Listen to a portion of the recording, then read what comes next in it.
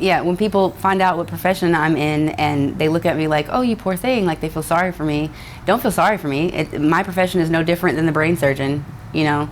I wake up every day and I go to work and I choose to do this. Just like he wakes up every day and chooses to continue to be a brain surgeon, I choose to continue to prostitute. It's nothing to feel sorry for me over.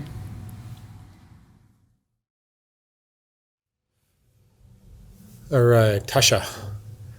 Tasha, where are you from originally? Originally, I'm from Fayetteville, Arkansas. Tell me about your family growing up. Well, it wasn't your typical family from the Midwest. It wasn't, you know, white picket fence or anything like that. My father was abusive. My mother was a cocktail waitress in a bar for many years.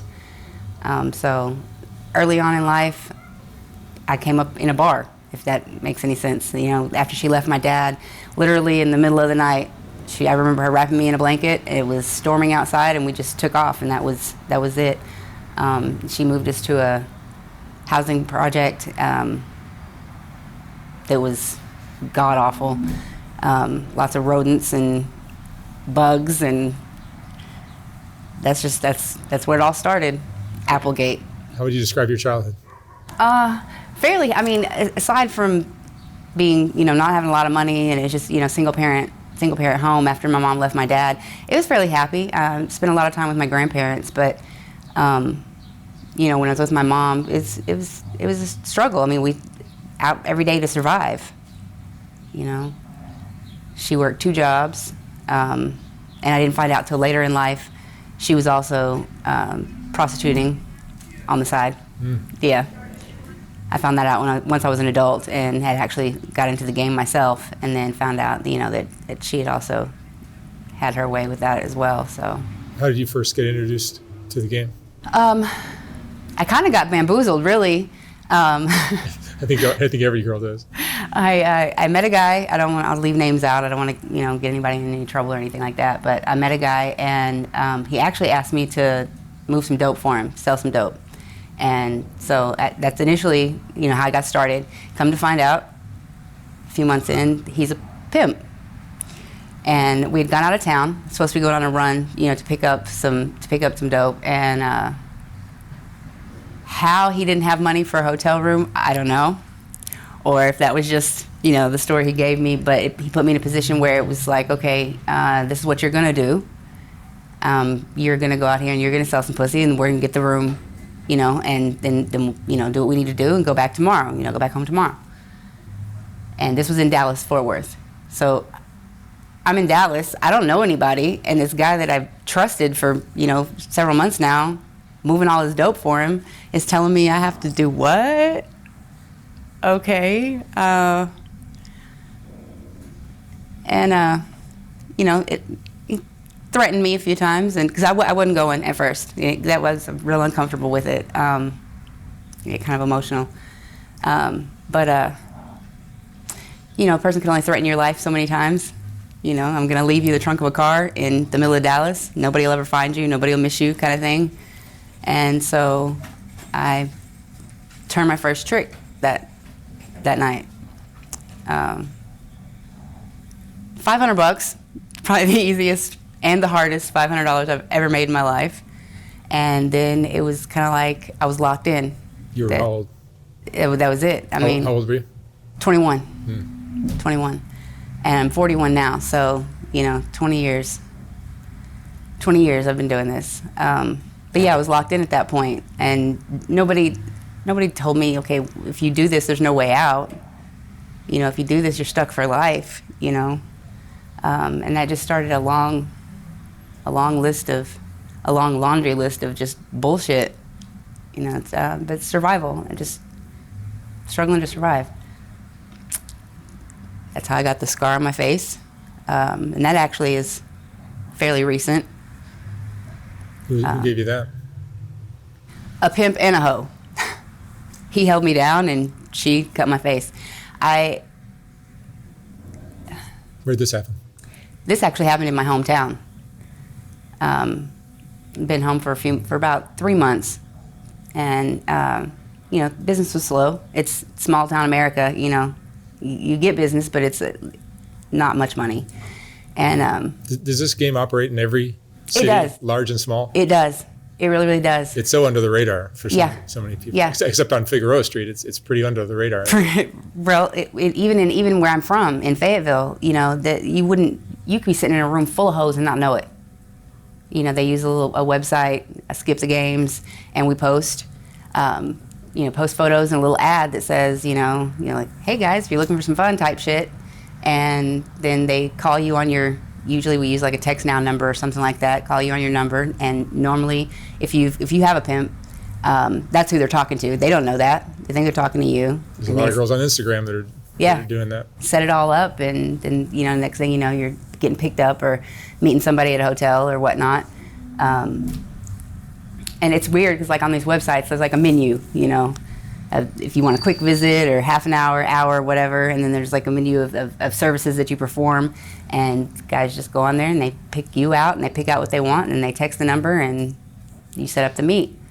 But yeah, even in small town America, Midwest, Bible Belt, it's happening. It's happening a lot. Met a lot of good people, but this particular individual, we were actually in a relationship, I suppose you could say, and had been for about a little over a year. And there was 4 other girls, other than myself, that he was putting out there.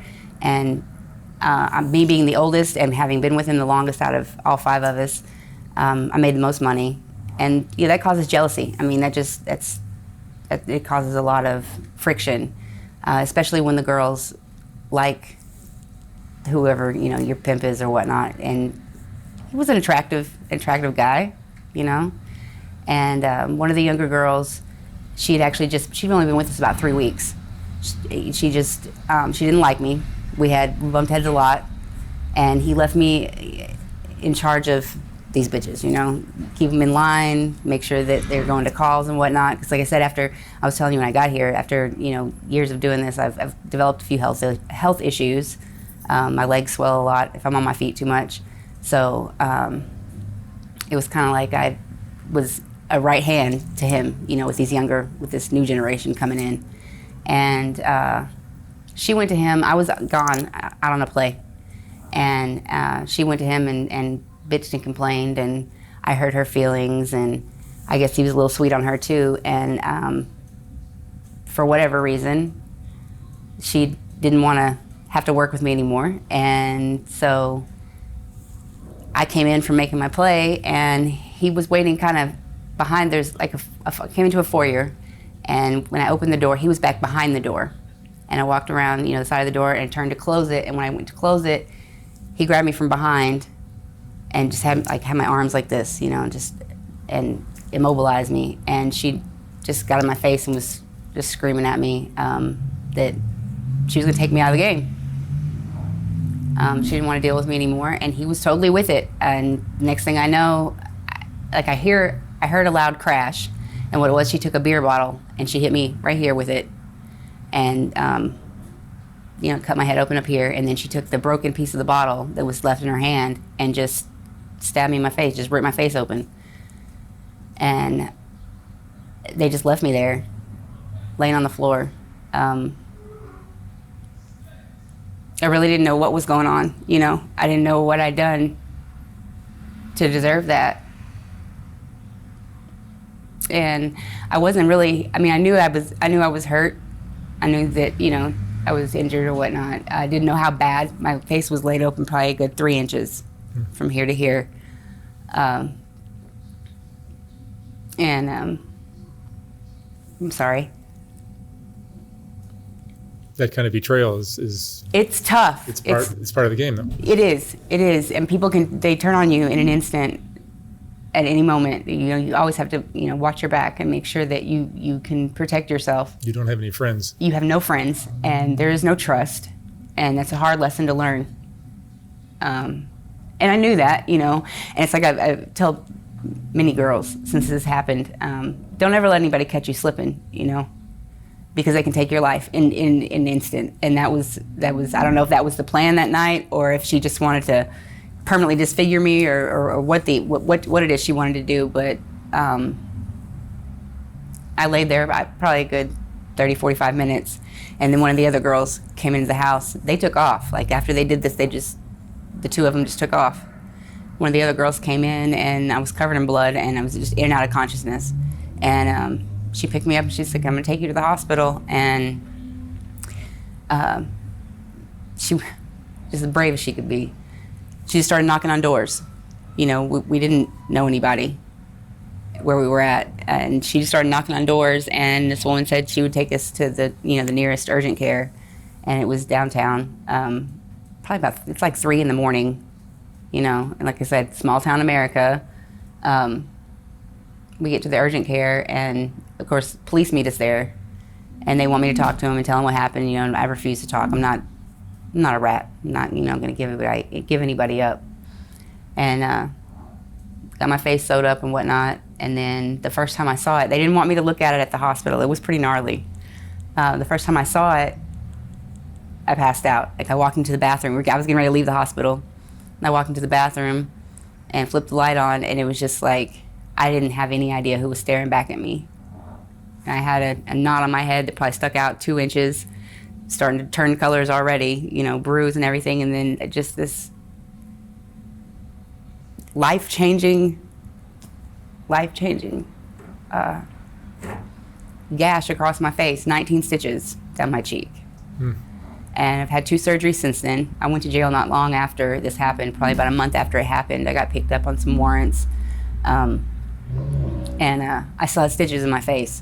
And so in county jail, I have to go, you know, I had surgery 2 times while I was in county jail. And that's no place. You don't want to be locked up in any kind of facility, whether it be county or state or anything like federal, whatever, and be ill or have to have some, you know, they don't treat you any better than a dog. And had 2 surgeries in shackles to try and, you know, there was still glass in my face. I almost lost my eye. You know, I had free floating glass here on my cheekbone and everything. And I haven't seen either one of them since. But if I ever do, I promise you, I'll get my lick back. Most definitely. I mean, it's all part of the game, right? Did that change your attitude about it, or you? Oh, immensely. But you're still doing it. Yeah, like I said, even if you want out or make plans to get out, you're not getting out. I mean, you get addicted to the hustle, you get addicted to the fast money. It's not about the sex anymore. It's about that paycheck. Was it ever about the sex?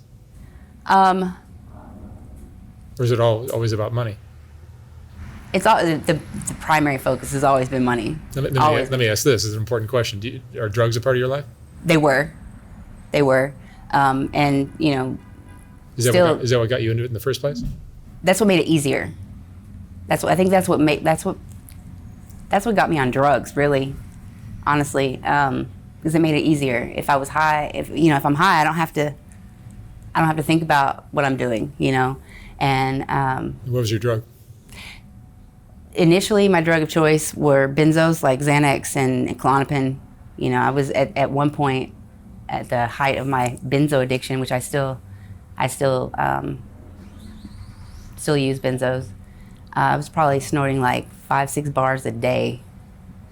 And, you know, I don't know if you're familiar, but, you know, you mix that with alcohol and you wake up tomorrow and you don't remember what happened yesterday.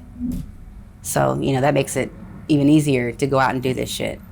And then I finally, at some point, probably 5 years in, I started using meth. And that was something I swore I would never do because my mom was an addict. And that it just swallowed her up. And eventually, ultimately, that's why she's not with us anymore. She passed away 9 years ago. Sorry. And that was tough to deal with. I was actually in Phoenix, Arizona when she died. And couldn't get home, you know. Had the money to get home, but work was more important. And I let that take control of everything. You get addicted to the money mostly, and then the drug addiction comes into play, and then that becomes really important too, because if I don't have my meth or if I don't have my pills, I can't do this. I can't go to work. I can't go out here and, you know, fuck 5 people today for $1,500. Like, it's you just can't do it. You can't. And I do still use meth from time to time, but not as often as I used to. I'm just really, I have 5 kids, you know,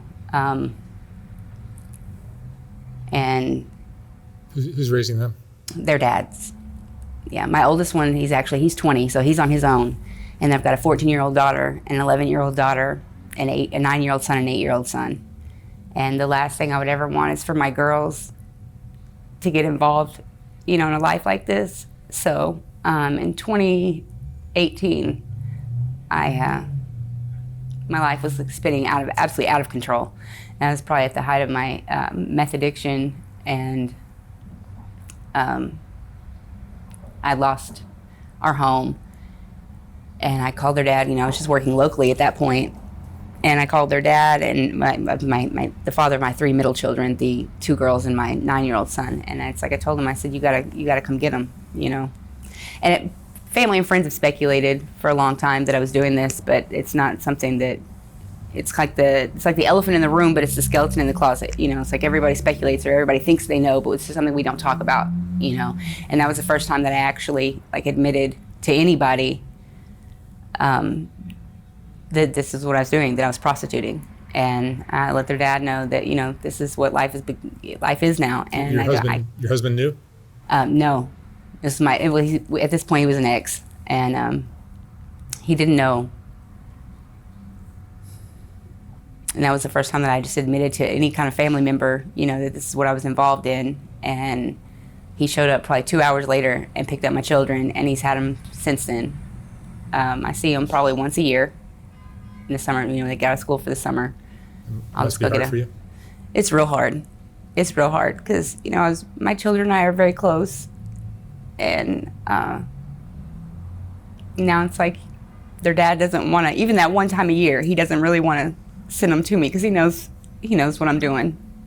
He knows that, you know, how I make my money, and he doesn't want my children to witness anything crazy, and he doesn't want our girls to grow up to be prostitutes. Who does? Nobody says when they're a kid, you know, and they ask you, what do you want to be when you grow up? Nobody says I want to be a prostitute. Nobody says I want to be, you know, a drug dealer. It just certain circumstances kind of push us in different. You walked in your mom's footsteps, though. Yeah. Did you see her doing it when you were a kid? No. No. I mean, I saw men come around, and there for a while, probably, I would say I was about 7 or 8 years old for about 3 years. I was about 7 when I started noticing that, in lack of a better way to put it, there was a revolving door in our home of different guys, but it was like the same, you know, same 5 or 6 men would come through. What is it that's keeping constantly. You from quitting? The money. The money. I mean, you tell me what job I can go out here and get with nothing but a high school education and make, you know, $3,000 today.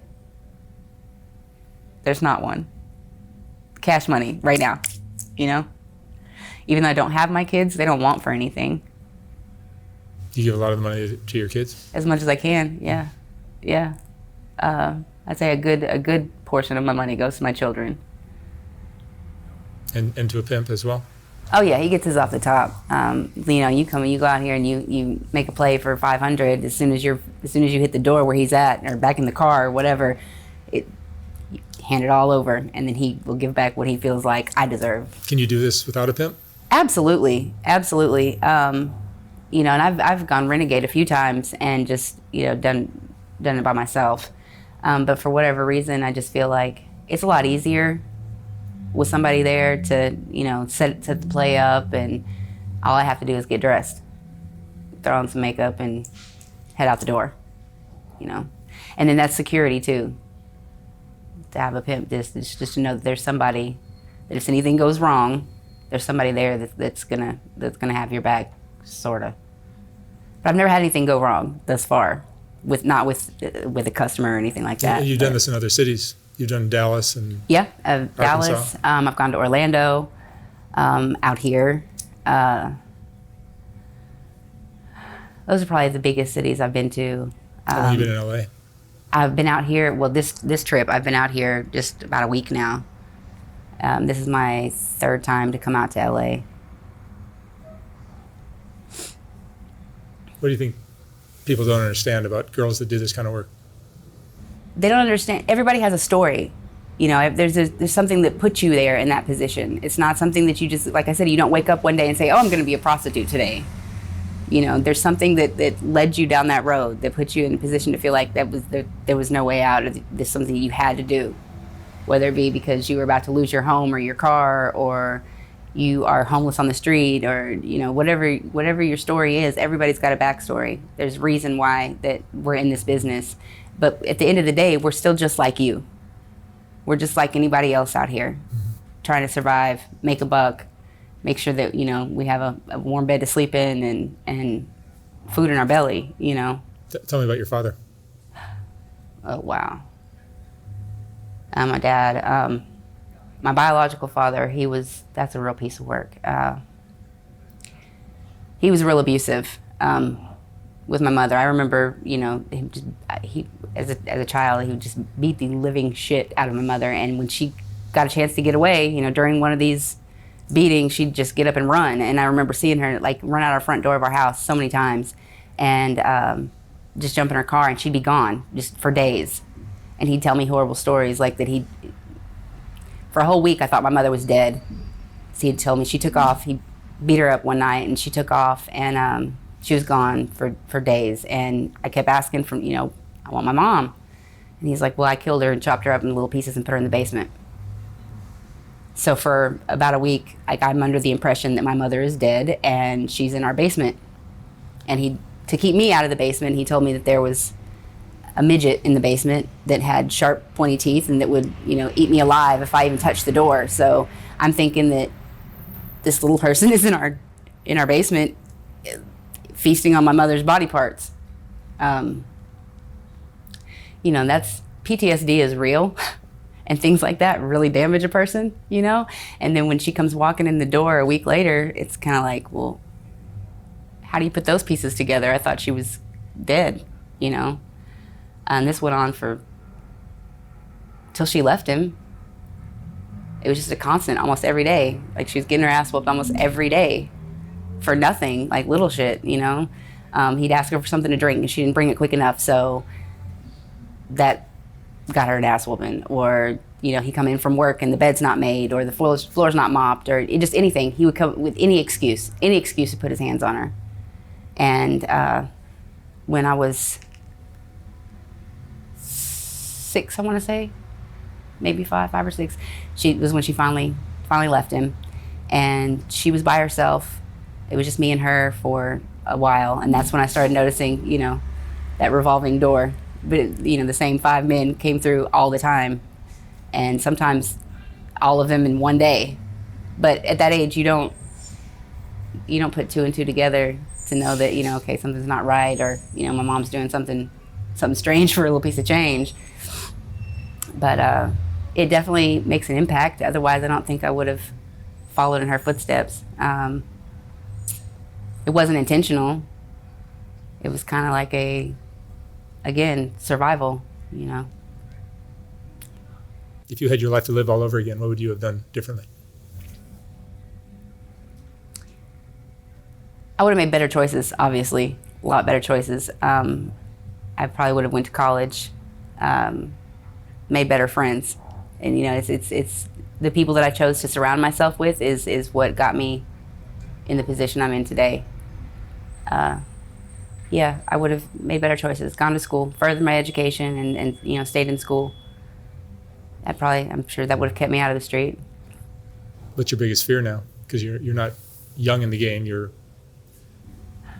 at the biggest fear? later end of your right marketability. And that's the thing. You know, you can't do this forever. I mean, you're still beautiful. I'm shocked that you're 41, but... Thank you. But, you know, eventually I won't be able to do this anymore. You'll age out eventually. Yeah. And that's scary, because then what am I going to do? Like I said, I have a high school education. And once I'm too old to do this, I don't have a work history to go down to even the local gas station and apply for a job. I have no work history. What the fuck am I going to put on the application? I've been hoeing for the last 20 years. Come on. So that's my biggest fear. Just is when that day comes and I can't do this anymore. What am I going to do to survive? Well, how am I going to take care of my kids? How am I going to, they can't put money back for their college education once I'm out of this business. And then my, second biggest fear is death. Which is always a possibility with this game. Every day, every time that phone rings, and it's a play. And every time I leave the hotel room or wherever I'm staying at to go make this money, that's a possibility. It's a very real possibility that I won't come back. Tell me about the kind of guys who are your customers. Now that I'm older, and I've learned a few things as far as like screening customers. They're businessmen. For the most part, gentlemen. I mean, I don't really, these guys, most of them are married and have families. And if it were to get out that they were out here buying pussy, like that would be just life ending for them. That would ruin their marriages and their careers. And so it's real discreet. They pay better, a lot better. That's nice. Absolutely. That just means the better they pay, the less work I have to do later. You know what I'm saying? It's like, maybe I only have to go out 3 plays a day, But what's the sweetest relationship you've had, money-wise? The sweetest? Mm-hmm. And this is current, actually. I have a little guy from New Orleans. And he's about 5'2" and just as country as can be, but he's sweet as apple pie and would do absolutely anything for me. And he's actually, tried to get me away from this a few times. And it's like I told him it's unrealistic for him to think that this is not Pretty Woman. You can't just buy me out of the game. But he's sweet. I've called him a few times since I've been out here and just been like, hey, send me some money. How much money does he send your way? A few hundred, $200-300, just whatever I ask for. I try not to overdo it because he's very generous. But yeah, he's a sweetheart. And you're staying in motels now? Yeah. And if I really wanted to leave this alone, like that would be the guy that I could call and say, okay, But I mean, at some point he's gonna die.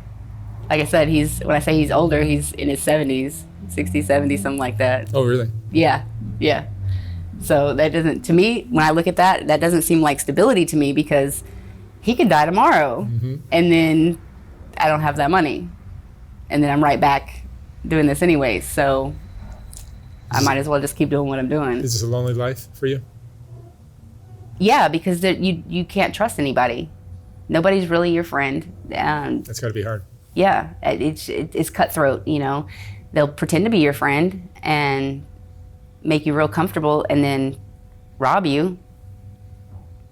Or, like some of these girls, the younger girls especially, they like to play dirty. They'll steal plays from you and steal tricks. It's hard to be surrounded by hustlers and snakes.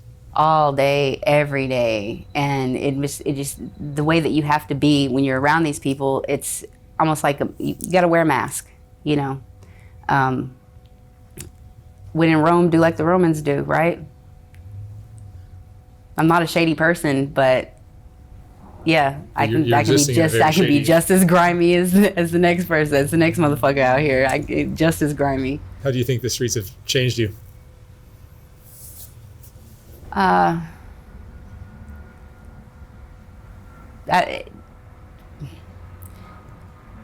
a more human level, I don't have a lot of patience for people. I don't have a lot of patience to listen to somebody's sob story because, you know what, whatever you're struggling with today, I've probably been there, done that, and struggle with other things that are far worse than what anybody could really tell me about their life. I don't really, people don't interest me much anymore. Building lasting relationships with people just seems ridiculous to me because at any moment, anybody can switch up on you and take everything you've got. So I don't know if you'd say I choose to be lonely or if I choose to not have friends out of fear that, one day they're going to switch up on me anyways. So what's the point of having friends? I'm married to the game. Like that's my friend. Do you believe in love? Not anymore. No. No. Even like a square marriage of 20 years, you still see that as an arrangement? For myself? Oh no, if like a woman who is married to her husband for 20 years, is it still a financial trade of? I would think so. I mean, what the man is providing versus what the woman brings to the table. And I look at women like they marry to be taken care of. I mean, why else would you do it? Because love doesn't pay the bills, right? I mean, love's not going to put me in a car. Love's not going to put me in the house on the hill. Money will, though. So if you out here husband shopping, I would think that you'd want to go for the one with the biggest wallet. But yeah, I don't know. The only relationships that mean anything to me in life anymore is the relationships I have with my children. That's it. And I continue to do this to make sure that I can, put something back for them and make sure that I can send them something, or, just to prepare. I've got a daughter that's 14, about to be 15, so it's almost time to get a car. So I've been putting back for her a car for about 6 months now. I want to make sure she's got something new and safe. And I know her dad, he's married now and has a baby with another woman. So, now he's up to 4 kids and he's not going to be able to do that for her, working in a warehouse. And his wife sits at home doing the stay-at-home mom thing. Like that, there's no way. What advice would you give to a young woman who's considering doing this line of work? If you're at all soft or have feelings at all, don't. Just don't. Don't, because it'll change you. It'll ruin you. Like I said, once you're in this life, it's real hard to make any kind of worthwhile connection with anybody. Really, it's like, you ever play The Sims, like the Sims games? People walk around, they've got the little spinning diamond over their head.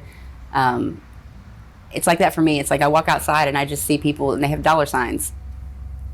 Is it going to be impossible for you to ever separate money from love, from sex?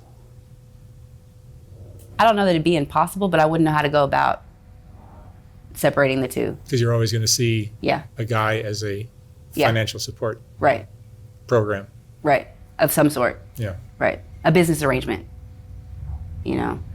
Sure, somebody want to date me, we can date, but there better be money. To me, it's still just a business arrangement. Mm-hmm. I mean, if they're in it for love, that's more power to you. It's still just a business arrangement to me. What's in your wallet? Tasha, what would you say is the most important lesson you've learned in your life? In this life, it's chess, not checkers. Know your opponent, and you got to plan your next move. You constantly be planning your next move. Constantly. Because, you make the wrong next move, that could be your life. And that's the reality of it. At any moment, that could be your life. But like I said, I'm just so used to it, and I've been in it so long. Like I wouldn't know how to act as a normal citizen out here. Mm-hmm. What's normal? This is normal to me. This is my normal. All right, Tasha, thank you so much for sharing your story. Absolutely. I wish you lots of luck from here on out.